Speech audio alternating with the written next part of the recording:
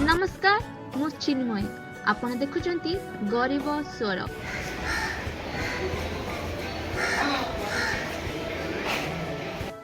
मुंबईर नौपड़ा ठारे थिबा Utkal English school प्रांगण में मुंबईर सर्वपुरातन प्रवास ओडिया संस्था बॉम्बे उत्कल समिति पक्षरु 64तम साधारण सभा अनुष्ठित होई जाय।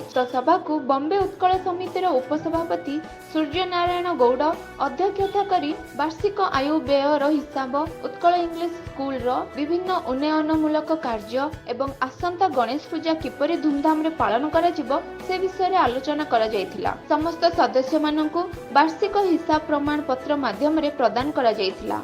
बॉम्बे उत्कल समितिर उपसभापति सूर्य नारायण गौड़, उपसभापति बैरी गणपति, संपादक प्रभाकर राउल, सह संपादक ड्राइवर गौड़, कोषाध्यक्ष रामकृष्ण साहू, उमा राउल, रुद्र पेदिनी, राजेंद्र पोडिली, रमेश साहू, भांडी निरंजन, महेश्वर पाणिग्राही, चिंतामणि प्रधान, सुरेंद्र गौड़, दुखीश्याम महाराणा, जगन्नाथ पढ़ियारी, उत्तम साहू, प्रभात साहू, पवित्र पाणिग्राही समेत समस्त आजीवन सदस्य उपस्थित थे।